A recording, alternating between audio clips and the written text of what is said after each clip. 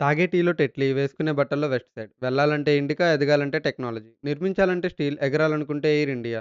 ప్రతి నిమిషాన్ని చెప్పే టైటాన్ నుండి ప్రతి అడుగులో తోడుండే బాటా వరకు, ధరించే బంగారం నుంచి రుచిని పెంచే ఉప్పు వరకు, ఇలా మనందరి లైఫ్‌లో ఏదో ఒకసారి టాటా ప్రొడక్ట్‌ని యూజ్ చేసే ఉంటాం.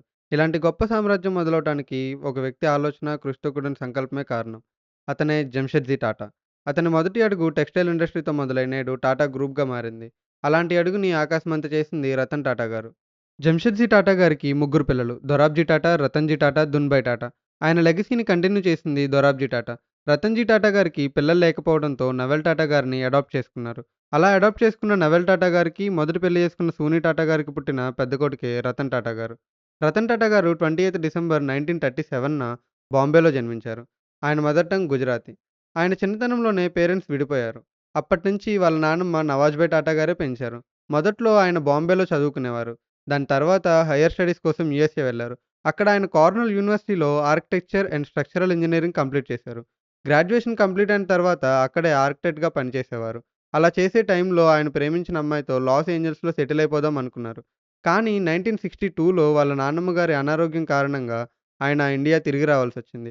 అదే ఇయర్‌లో ఇండో చైనా వార్ జరగడంతో తను ప్రేమించిన అమ్మాయి వాళ్ళ పేరెంట్స్ తనని ఇండియా వెళ్ళటానికి ఒప్పుకోలేదు. ఆ అమ్మాయికి వేరే పెళ్లి చేశారు. రతన్ టాటా గారు ఇండియాకి తిరిగి రావడం వల్ల తన లైఫ్‌తో పాటు టాటా గ్రూప్ భవిష్యత్తు కూడా మలుపు తిరిగింది. ఆయన తిరిగి ఇండియాకి వచ్చిన 15 డేస్‌కే జంషెడ్పూర్‌లో ఉన్న నెల్కో కంపెనీలో నార్మల్ ఎంప్లాయీగా జాయిన్ అయ్యి ఇంటర్న్స్ హాస్టల్‌లో ఉంటూ టాటా గ్రూప్‌లో తన మొదటి అడుగును మొదలుపెట్టారు. అలా ఉంటూ తన కోవర్కర్స్ యొక్క అవసరాలని తెలుసుకునేవారు. ఆ టైంలో టాటా గ్రూప్‌కి జేఆర్‌డీ టాటా గారు చైర్మన్‌గా ఉండేవారు. జేఆర్‌డీ టాటా గారు, రతన్ టాటా గారు ఫ్యామిలీ రిలేటివ్స్ అయినప్పటికీ ఇద్దరి మధ్య అంత బాండింగ్ ఉండేది కాదు. వాళ్ళిద్దరి మధ్య కామన్ ఇంట్రెస్ట్ ఫ్లయింగ్ అవ్వటం వల్ల సమయం దొరికినప్పుడు దాని గురించి మాట్లాడుకునేవారు. అలా వాళ్ళ బాండింగ్ స్ట్రాంగ్ అయింది. 1965లో రతన్ టాటా గారు వాళ్ళ నానమ్మ నవాజ్‌భాయ్ టాటా గారిని కోల్పోయారు. ఆ తర్వాత యూఎస్ఏ తిరిగి వెళ్ళిపోదాం అనుకున్నారు. కానీ పరిస్థితులు ఆపేశాయి. 1971లో రతన్ టాటా గారిని టాటా గ్రూప్‌లో మేనేజరల్ పొజిషన్‌లోకి తీసుకున్నారు. అప్పుడే 2%గా ఉన్న నెల్కో మార్కెట్ షేర్‌ని 20%కి పెంచారు. ఈ ఇన్సిడెంట్ ద్వారా జేఆర్‌డీ టాటా గారు రతన్ టాటా గారిలో ఉన్న లీడర్‌షిప్ క్వాలిటీస్‌ని గుర్తించారు. ఆయన నేర్చుకున్న ఆర్కిటెక్చర్ స్కిల్స్‌తో వాళ్ళ ఫ్యామిలీకి 2 హౌసెస్‌ని డిజైన్ చేశారు. అందులో వాళ్ళ మదర్ కోసం ఒకటి. రతన్ టాటా గారి మదర్‌కి క్యాన్సర్ రావటం వల్ల ట్రీట్మెంట్ కోసం న్యూయార్క్ వెళ్లారు. తనతో హాస్పిటల్‌లో తోడుగా ఉంటూ ఎప్పుడైనా ఫ్రీ టైమ్ దొరికినప్పుడు టాటా గ్రూప్ గ్రోత్ కోసం స్ట్రాటజీస్‌ని రాసుకునేవారు. కానీ అలా వచ్చిన ఐడియాస్‌ని టాటా సన్స్ బోర్డ్ రిజెక్ట్ చేసింది. వాళ్ళ అమ్మానాన్న ఇద్దరిని క్యాన్సర్ వల్ల కోల్పోవడంతో ఇంకెవరికీ ఇలాంటి పరిస్థితి రాకుండా ఇండియాలోనే క్యాన్సర్ ట్రీట్మెంట్‌ని నార్మల్ పీపుల్ కూడా ఎఫోర్డ్ చేసే విధంగా ఉండటానికి ప్రయత్నించారు. జేఆర్‌డీ టాటా గారు తన నెక్స్ట్ సక్సెసర్‌గా రతన్ టాటా గారిని ప్రపోజ్ చేశారు. బట్ ఈ డెసిషన్‌ని ఇనిషియల్‌గా బోర్డ్ మెంబర్స్ అందరూ రతన్ టాటాకి ఎక్స్‌పీరియన్స్ లేదని అపోజ్ చేశారు. బట్ లాస్ట్‌కి అందరూ ఒప్పుకున్నారు. అండ్ ఆ డెసిషన్ టాటా గ్రూప్ ఫేట్‌ని చేంజ్ చేసింది. 1991లో టాటా గ్రూప్‌కి ఫిఫ్త్ చైర్మన్‌గా రతన్ టాటా గారు అపాయింట్ అయ్యారు. 1984లో జరిగిన యాంటిసిక్ ఇన్సిడెంట్‌లో చాలామంది వాళ్ళ జీవనోపాధిని కోల్పోయారు. అప్పుడు టాటా మోటార్స్ సహాయంతో రతన్ టాటా గారు నష్టపోయిన వాళ్ళకి ట్రక్స్ డొనేట్ చేశారు. ఇది వాళ్ళ జీవితాన్ని మళ్ళీ తిరిగి కొనసాగించడానికి సహాయపడింది. దీని తర్వాత నుంచి పంజాబ్ అండ్ ఇతర రాష్ట్రాల్లో ఉన్న సిక్ డ్రైవర్స్ టాటా మోటార్స్‌కి ఇప్పటికీ నమ్మకమైన కస్టమర్స్‌గా ఉన్నారు. ఫెయిల్యూర్ నుంచి కూడా ఫ్యూచర్‌ని చూడగలిగే విజన్ రతన్ టాటా గారిది. అలాంటి ఒక ఇన్సిడెంటే ఇండికా. రతన్ టాటా గారు ఫుల్లీ ఇండియన్ మేడ్ కార్‌ని మ్యానుఫ్యాక్చర్ చేద్దాం అనుకున్నారు. అలా స్టార్ట్ అయిన ప్రాజెక్టే ఇండికా. ఇండికా నేమ్‌లో ఇండీని ఇండియా నుండి, సీఏని కార్ నుండి తీసుకున్నారు.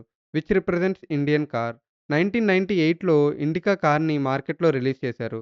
బట్ ఆ మోడల్ ఫెయిల్ అయింది. దానివల్ల టాటా మోటార్స్‌కి చాలా లాసెస్ వచ్చాయి. దాంతో బోర్డ్ మెంబర్స్ ప్యాసింజర్ వెహికల్ డివిజన్‌ని సెల్ చేయమని ప్రెజర్ చేశారు. అది టాటా గారికి ఇష్టం లేకపోయినా తప్పనిసరి పరిస్థితుల్లో 1999లో ఫోర్డ్ కంపెనీకి అమ్మేయటానికి మీటింగ్ అటెండ్ అయ్యారు. ఆ మీటింగ్‌లో ఫోర్డ్ కంపెనీ వాళ్ళు సర్కాస్టిక్‌గా కార్స్ తయారు చేయటం మీకు తెలియనప్పుడు ఎందుకు స్టార్ట్ చేయటం? మీకు మేమిది కొనుక్కొని ఫేవర్ చేస్తున్నాం అని అన్నారు. ఈ మాటలు రతన్ టాటా గారికి నచ్చకపోవడంతో డీల్ క్యాన్సిల్ చేశారు. తర్వాత మనమే ఎందుకు చేయలేమన్న పట్టుదలతో కష్టపడి పనిచేసి డ్రాబ్యాక్స్‌ని సరిచేసుకున్నారు. ఆ తర్వాత నెక్స్ట్ మోడల్‌తో మార్కెట్‌లో సక్సెస్ అయ్యారు. దీంతో లాసెస్‌లో ఉన్న డివిజన్ కాస్త ప్రాఫిట్స్‌లోకి వెళ్ళింది. 2009లో ఫోర్డ్ సబ్ బ్రాండ్స్ అయిన జాగ్వార్ అండ్ ల్యాండ్ రోవర్ నష్టాల్లోకి వెళ్ళిపోవటంతో ఫోర్డ్ కంపెనీ వాటిని అమ్మటానికి ప్రయత్నించింది. అప్పుడు రతన్ టాటా గారు ముందుకొచ్చి వాటిని కొన్నారు. ఏ కంపెనీనైతే హెల్ప్ అడిగారో తిరిగి అదే కంపెనీకి హెల్ప్ చేసే స్టేజ్‌కి ఎదిగారు. ఇదే టాటా గారి పట్టుదల, కృషికి ఒక ఎగ్జాంపుల్‌గా చెప్పొచ్చు. 2003లో ఒకరోజు రతన్ టాటా గారు కారులో ట్రావెల్ చేస్తున్నప్పుడు తన కారు పక్కన బైక్ మీద 4 మెంబర్స్ ఉన్న ఫ్యామిలీ ట్రావెల్ చేయటం చూశారు. అదే టైంలో వాళ్ళు స్లిప్ అయి పడిపోతే ఏంటి పరిస్థితి అని ఆలోచించారు. అన్‌ఫార్చునేట్‌గా అదే జరిగింది. ఆ ఇన్సిడెంట్ చూసిన రతన్ టాటా గారు మిడిల్ క్లాస్ పీపుల్ సేఫ్టీ కోసం కూడా ఏదో ఒకటి చేద్దాం అనుకున్నారు. అలా నానో కార్ మొదలైంది. ఫస్ట్ నానో ప్లాంట్‌ని వెస్ట్ బెంగాల్‌లో స్టార్ట్ చేశారు. కానీ అక్కడ ప్రజలు వాళ్ళకి తిరిగి ల్యాండ్స్ కావాలని ప్రొటెస్ట్ చేశారు. దానివల్ల తిరిగి మళ్ళీ ప్లాంట్ మొత్తాన్ని గుజరాత్‌కి షిఫ్ట్ చేయాల్సొచ్చింది. ఇలా నానో ప్రొడక్షన్ మొత్తంలో ఎన్నో కష్టాలు, అవమానాలు భరించినా సరే ప్రతి కామన్ మ్యాన్ దగ్గర కారు ఉండాలి అనే ఆశయాన్ని విడిచిపెట్టలేదు. ఇలా అన్నీ దాటుకున్న తర్వాత టాటా నానో 2008లో రిలీజ్ అయింది. నవంబర్ 26, 2008 ఇండియన్ హిస్టరీలోనే వన్ ఆఫ్ ది డార్కెస్ట్ డేగా మిగిలిపోతుంది. ఆ రోజు ముంబై సిటీలో చాలా చోట్ల టెర్రరిస్ట్ అటాక్స్ జరిగాయి. అందులో తాజ్ హోటల్ మీద జరిగిన అటాక్ కూడా ఒకటి. ఈ అటాక్‌లో ఎంతోమంది Taj hotel employees and common people చనిపోయారు. ఈ అటాక్ జరిగిన రోజు నుంచి సిట్యుయేషన్ అంతా నార్మల్ అయ్యేదాకా రతన్ టాటా గారు తాజ్ హోటల్ దగ్గరే ఉండి తనకి సాధ్యమైనంత హెల్ప్ చేశారు. అంతా నార్మల్ అయిన తర్వాత రతన్ టాటా గారు అటాక్స్ వల్ల ఎఫెక్ట్ అయిన ఎవ్రీ సింగిల్ పర్సన్‌ని హాస్పిటల్‌కి వెళ్లి కలిసారు. ఎఫెక్ట్ అయిన వారికి హెల్ప్ చేయటానికి తాజ్ పబ్లిక్ సర్వీస్ వెల్ఫేర్ ట్రస్ట్‌ని స్టార్ట్ చేశారు. చనిపోయిన ఎంప్లాయీస్ ఫ్యామిలీస్‌కి వాళ్ళు బ్రతికి ఉంటే రిటైర్ అయ్యేదాకా ఎంత మనీని ఎర్న్ చేస్తారో అంత మనీని వాళ్ళకిచ్చారు. అండ్ వాళ్ళ పిల్లల ఎడ్యుకేషన్‌కి కూడా హెల్ప్ చేశారు. ఇనీషియల్‌గా ఈ ట్రస్ట్ అనేది అక్కడ విక్టిమ్స్‌కి హెల్ప్ చేయడానికి మాత్రమే ఫార్మ్ అయినప్పటికీ, తర్వాత అది ఇండియా వైడ్‌గా ఎన్నో డిజాస్టర్స్‌లో ఎఫెక్ట్ అయిన వాళ్ళకి సహాయపడింది. ఈ అటాక్‌లో చాలామంది తాజ్ హోటల్ ఎంప్లాయీస్ తమ ప్రాణాల్ని పణంగా పెట్టి మరీ అక్కడ ఉన్న గెస్ట్‌ని సేవ్ చేశారు. ఈ ఇన్సిడెంట్‌తో ప్రపంచానికి టాటా కంపెనీ మాత్రమే కాదు, అందులో పనిచేసే ఎంప్లాయీస్ కూడా వాల్యూస్‌తో ఉంటారని తెలిసింది. ఎంప్లాయీస్ పట్ల ఆయనకున్న రెస్పాన్సిబిలిటీని 83 ఏళ్ల వయసులో కూడా మర్చిపోలేదు. ఆ ఏజ్‌లో కూడా ఎక్స్ టీసీఎస్ ఎంప్లాయీ ఒకరికి 2 ఇయర్స్ నుండి హెల్త్ బాలేదని తెలిసి 150 కిలోమీటర్స్ ముంబై నుండి పూణేకి కారులో ట్రావెల్ చేసి తనని కలిశారు. ఇది కూడా ఆ ఏరియాలో ఉండే పీపుల్ సోషల్ మీడియాలో పోస్ట్ చేయడం వల్లే ఈ విషయం తెలిసింది. ఒక గొప్ప ఆలోచన ఇద్దరు వ్యక్తుల స్నేహానికి కారణమైంది. అలాంటి ఒక స్నేహమే శంతను నాయుడుతో స్టార్ట్ అయింది. శంతను నాయుడు టాటా ఎల్ఎక్సీలో వర్క్ చేసేవారు. తను నైట్ టైమ్ ఆఫీస్ నుంచి ఇంటికి వెళ్ళే దారిలో ఒక డాగ్‌కి యాక్సిడెంట్ అవ్వటం చూశాడు. అది చూసి బాధపడ్డాడు. ఇలాంటివి ఎక్కువ అవ్వటం గమనించాడు. ఇలాంటివి జరగకుండా ఉండటానికి మోటో పౌస్ అనే నాన్ ప్రాఫిటబుల్ ఆర్గనైజేషన్‌ని స్టార్ట్ చేశాడు. ఈ ఆర్గనైజేషన్ ద్వారా స్ట్రీట్ డాగ్స్‌కి రిఫ్లెక్టివ్ కాలర్‌ని వేసేవారు. నైట్ టైమ్ వెహికల్ లైట్ ఆ కాలర్ మీద పడినప్పుడు లైట్ రిఫ్లెక్ట్ అవ్వటంతో డాగ్స్ అక్కడ ఉన్న విషయం తెలిసేది. ఈ కాలర్ వల్ల యాక్సిడెంట్స్ అవ్వటం తగ్గాయి. ఇది సోషల్ మీడియాలో వైరల్ అవ్వటంతో మల్టిపుల్ పర్సన్స్ నుంచి ఆర్డర్స్ వచ్చేవి. కానీ అవి ప్రొవైడ్ చేయటానికి తన దగ్గర ఫండింగ్ లేదు. సో, ఫండింగ్ కోసం రతన్ టాటా గారికి లెటర్ రాశారు. రతన్ టాటా గారికి ఆ ఐడియా నచ్చి ముంబై వచ్చి కలవమన్నారు. కలిసిన తర్వాత ఫండింగ్ ఇచ్చారు. ఇద్దరికీ యానిమల్స్ మీదున్న లవ్ వల్ల ఇద్దరి మధ్య ఫ్రెండ్‌షిప్ స్టార్ట్ అయింది. నెక్స్ట్ వాళ్ళిద్దరూ కలిసి కొన్ని ప్రాజెక్ట్స్ చేశారు. శంతను నాయుడు ఎంబీఏ చేయటం కోసం యూఎస్ఏ వెళ్ళాడు. తను రతన్ టాటా గారికి ప్రామిస్ చేశారు. తిరిగి వచ్చి తనతో కలిసి వర్క్ చేస్తాను అని. రతన్ టాటా గారు శంతను నాయుడు గ్రాడ్యుయేషన్ సెరమనీకి అటెండ్ అయ్యారు. అప్పుడు తనకు పర్సనల్ అసిస్టెంట్‌గా ఉండమని ఆఫర్ చేశారు. ఆఫ్టర్ స్టడీస్ కంప్లీట్ అయిన తర్వాత తను ఇచ్చిన మాట ప్రకారంగా శంతను నాయుడు తిరిగి వచ్చి టాటా గ్రూప్‌లో జనరల్ మేనేజర్‌గా జాయిన్ అయ్యాడు. అలాగే టాటా గారికి పర్సనల్ అసిస్టెంట్‌గా కూడా వర్క్ చేశాడు. రతన్ టాటా గారికి 2 డాగ్స్ ఉండేవి. Tito and Tango. ఫెబ్ 6, 2018లో ప్రిన్స్ చార్ల్స్ రతన్ టాటా గారికి ఫిలాంథ్రఫీలో lifetime achievement award Buckingham ప్యాలెస్‌లో ఇవ్వటానికి అన్ని అరేంజ్‌మెంట్స్ చేశారు. టాటా గారికి క్లోజ్ ఫ్రెండ్ అయిన సుహెల్ సేథ్ గారు అక్కడికి ఫెబ్ 3కే రీచ్ అయిపోయారు. ఆయన రీచ్ అయ్యే టైంకి రతన్ టాటా గారి నుండి 11 మిస్డ్ కాల్స్ ఉన్నాయి. అది చూసి కంగారు పడ్డ సుహెల్ సేథ్ కాల్ బ్యాక్ చేశారు. అప్పుడు రతన్ టాటా గారు తన డాగ్స్ రెండిట్లో ఒక డాగ్‌కి హెల్త్ బాలేదు. ఆయన ఇలాంటి పరిస్థితుల్లో వాటిని వదిలి రాలేను అని ప్రిన్స్ చార్ల్స్‌కి క్షమాపణలు చెప్పమన్నారు. ఈ విషయం తెలిసిన prince Charles that's the man అన్నారు. తనకి కావాలనుకుంటే తన దగ్గర ఉన్న సర్వెంట్స్‌తో, మనీతో 2 డేస్ డాగ్స్‌కి బెస్ట్ ట్రీట్‌మెంట్ ఇప్పించగలరు. బట్ అవార్డ్‌ని కూడా పక్కన పెట్టి ఆ టైంలో తన డాగ్‌కి తోడుగా ఉన్నారు. ఈ విషయం నుంచి మనం చెప్పొచ్చు. రతన్ టాటా గారికి యానిమల్స్ మీదున్న ప్రేమ ఎంతనేది. He is a true gentleman.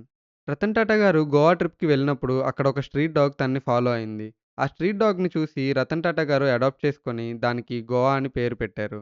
అలాగే 2023లో యానిమల్స్‌కి మెడికల్ సర్వీస్ ప్రొవైడ్ చేయటానికి ముంబైలో 165 క్రోర్స్ పెట్టి అడ్వాన్స్ ఫెసిలిటీస్‌తో హాస్పిటల్ స్టార్ట్ చేశారు. ప్రపంచమంతా ఆయన క్యాపబిలిటీ అండ్ విజన్‌ని మాత్రమే చూసిన రోజుల్లో ఆయనలో ఉన్న ధైర్యాన్ని చూపించిన సంఘటన ఒకటుంది. రతన్ టాటా గారు చైర్మన్ అయిన 15 డేస్ తర్వాత ఒక గ్యాంగ్‌స్టర్ టాటా మోటార్స్ యూనియన్‌లో ఉన్న ప్రాఫిట్స్ చూసి ఆ మనీ కోసం గొడవలు స్టార్ట్ చేశాడు. ఎంప్లాయీస్ వర్క్ చేయడానికి రాకూడదు అని, అలా వర్క్ చేయడానికి వచ్చిన ఎంప్లాయీస్ థైస్ మీద పొడిచి దాడి చేసేవాడు. తర్వాత ఈ గొడవలు ఇంక్రీజ్ అయ్యాయి. ఆ గ్యాంగ్‌స్టర్ కింద 200 ఫాలోవర్స్ దాకా ఉండేవాళ్ళు. పోలీసులతో సహా. ఎంప్లాయీస్ భయపడి చాలామంది వర్క్ చేయటానికి రాలేదు. ఎంప్లాయీస్‌లో ధైర్యం నింపడం కోసం రతన్ టాటా గారే స్వయంగా యూనిట్‌కొచ్చి ఎంప్లాయీస్‌తో పాటు 3 డేస్ ఉన్నారు. మెల్లగా ఎంప్లాయీస్ తిరిగి రావడం స్టార్ట్ చేయడంతో స్ట్రైక్స్ ఇంకా పెరిగాయి. దీంతో తప్పక పోలీసులు ఆ గ్యాంగ్‌స్టర్‌ని అరెస్ట్ చేయాల్సొచ్చింది. గ్యాంగ్‌స్టర్ జైలు నుంచి బయటకొచ్చాక రతన్ టాటా గారిని చంపటానికి కాంట్రాక్ట్ ఇచ్చాడు. అప్పుడు చాలామంది టాటా గారిని కాంప్రమైజ్ అయ్యి గ్యాంగ్‌స్టర్‌తో సెటిల్ చేసుకోమన్నారు. కానీ టాటా గారు అవేమీ చేసుకోలేదు. ఇండియాలో లంచం ఇవ్వకుండా ఏ పని జరగదు అనుకునే రోజుల్లో టాటా గారు ఎవరికీ ఎటువంటి లంచం ఇవ్వకుండా కూడా గ్రో అవ్వచ్చు అని ఒక ఎగ్జాంపుల్‌గా నిలిచారు. రతన్ టాటా గారు ఒక లైసెన్స్‌డ్ పైలట్. ఆయన కాలేజ్‌లో చదువుతున్న టైంలో ఫ్లయింగ్ మీదున్న ఇష్టంతో ప్లేన్స్‌ని రెంట్‌కి తీసుకొని నడిపేవాళ్ళు. కొన్నిసార్లు ఆ రెంట్‌ని అఫోర్డ్ చేయలేక కాలేజ్ ఫ్రెండ్స్‌తో కలిసి ప్లేన్ రెంట్‌ని షేర్ చేసుకునేవారు. అలా ఒకసారి వాళ్ళ ఫ్రెండ్స్‌తో కలిసి ప్లేన్ డ్రైవ్ చేస్తున్న టైంలో ఒక ఇంజిన్ ఫెయిల్ అయ్యి, ప్లేన్ బ్యాలెన్స్ తప్పి ఊగడం స్టార్ట్ అయింది. అలాంటి టైంలో కూడా రతన్ టాటా గారు పానిక్ అవ్వకుండా కూల్‌గా ల్యాండింగ్ మీద ఫోకస్ చేసి సక్సెస్‌ఫుల్‌గా ల్యాండ్ చేశారు. ఒకసారి ఎయిర్‌సెల్ ఫౌండర్ అయిన శివశంకరన్ గారు ఒక ఇంటర్వ్యూలో తనకి రతన్ టాటా గారితో ఉన్న ఇన్సిడెంట్‌ని షేర్ చేసుకున్నారు. ఒకసారి వాళ్ళిద్దరూ సింగపూర్ నుంచి ఫ్లైట్‌లో ట్రావెల్ చేస్తున్నప్పుడు ఫ్లైట్ 2 ఇంజిన్స్‌లో ఒక ఇంజిన్ డ్యామేజ్ అయింది. అండ్ ఇంకో 30 మినిట్స్‌లో సెకండ్ ఇంజిన్ కూడా డ్యామేజ్ అయిద్దని టాటా గ్రూప్ సెక్రటరీ చెప్పారు. శివశంకరన్ గారు ఇంక చనిపోతామని ఫిక్స్ అయిపోయారు. వాళ్ళ సన్‌కి తన జీమెయిల్ అకౌంట్ డీటెయిల్స్ అండ్ పాస్వర్డ్‌ని షేర్ చేశారు. బట్ అప్పుడు కూడా ఫ్లైట్‌లో పానిక్ అవ్వకుండా రతన్ టాటా గారు ఇలా అన్నారు, "let's pilot do their job" అని. తర్వాత పైలట్ సేఫ్‌గా ల్యాండింగ్ చేశారు. ఆయనకి ఎగరటం మీద ఉన్న ఇష్టంతో ఈవెన్ 69 ఇయర్స్ టైమ్‌లో కూడా బెంగుళూరులో జరిగిన ఏరో ఇండియన్ షోలో ఎఫ్-16 అనే కాంబాట్ జెట్‌ని కో పైలట్‌గా నడిపారు. రతన్ టాటా గారికి యూత్ పొటెన్షియల్ మీద చాలా నమ్మకం ఉండేది. అందుకే ఆయన తన కోసం మాత్రమే కాకుండా ఇండియా ఫ్యూచర్ కోసం స్టార్టప్స్‌లో కూడా ఇన్వెస్ట్ చేసి ఎంకరేజ్ చేసేవారు. పేటీఎం, లెన్స్కార్ట్, స్నాప్‌డీల్, అప్‌స్టాక్స్ ఇలా ఇంకా చాలా స్టార్టప్స్‌ని ఎంకరేజ్ చేశారు. ఈవెన్ వేరే స్పోర్ట్స్‌ని కూడా ఎంకరేజ్ చేసేవారు. అంత పెద్ద ఇండస్ట్రియలిస్ట్ అయినప్పటికీ ఆయన చాలా సింపుల్ లైఫ్‌ని లీడ్ చేసేవారు. ట్రావెలింగ్ అప్పుడు ఎకానమీలోనే ట్రావెల్ చేసేవారు. రతన్ టాటా గారు ఆయన పర్సనల్‌గా అలాగే టాటా ట్రస్ట్ ద్వారా ఎంతో మందికి డొనేట్ చేశారు. టాటా ట్రస్ట్ ద్వారా క్యాన్సర్ ట్రీట్మెంట్‌కి 220 క్రోర్స్ డొనేట్ చేశారు. కోవిడ్ టైంలో 1500 క్రోర్స్ డొనేట్ చేశారు. ఐఐటీ బాంబే యూనివర్సిటీకి రీసెర్చ్ కోసం 950 మిలియన్, అల్జైమర్ డిసీజ్ రీసెర్చ్ కోసం ఇండియన్ ఇన్‌స్టిట్యూట్ ఆఫ్ సైన్స్‌కి 750 మిలియన్ డొనేట్ చేశారు. హార్వర్డ్ యూనివర్సిటీ బిల్డింగ్ కన్‌స్ట్రక్షన్ కోసం 50 మిలియన్ డొనేట్ చేశారు. దీనికి గుర్తుగా యూనివర్సిటీ వాళ్ళు ఆ బ్లాక్‌కి టాటా హాల్ అని పేరు పెట్టారు. ఇలా తన లైఫ్ టైమ్‌లో ఎన్నో డొనేషన్స్ చేశారు. టాటా ట్రస్ట్ మనీని education, health care, water, sanitization, rural development and disaster లాంటి ఎన్నో పనులకు యూజ్ చేశారు. ఇంత పెద్ద ఇండస్ట్రియలిస్ట్ అయినప్పటికీ ఎప్పుడూ కూడా టాప్ రిచెస్ట్ పీపుల్ లిస్ట్‌లో ఆయన ఉండకపోవడానికి గల కారణం ఆయనకొచ్చిన మనీలో ఎక్కువ భాగాన్ని డొనేట్ చేయడం. రతన్ టాటా గారు తన లైఫ్ టైమ్‌లో పద్మభూషణ్, మహారాష్ట్ర భూషణ్, పద్మవిభూషణ్ ఇలాంటి ఇంకెన్నో అవార్డ్స్ గెలుచుకున్నారు. ఆయన జీవితం ఒక జ్ఞాపకం. ఎన్నో కలలకు వెలుగయ్యారు. ఎంతో మందికి స్ఫూర్తయ్యారు. జంతువులకు సైతం తోడున్నారు. చరిత్రలో నిలిచిపోయేలా చాలామందుంటారు. మనసులో నిలిచిపోయేలా కొందరే ఉంటారు. మానవత్వంలో ఎంతో ఎత్తుకెదిగారు. తిరిగిరాని తీరాలకు చేరారు.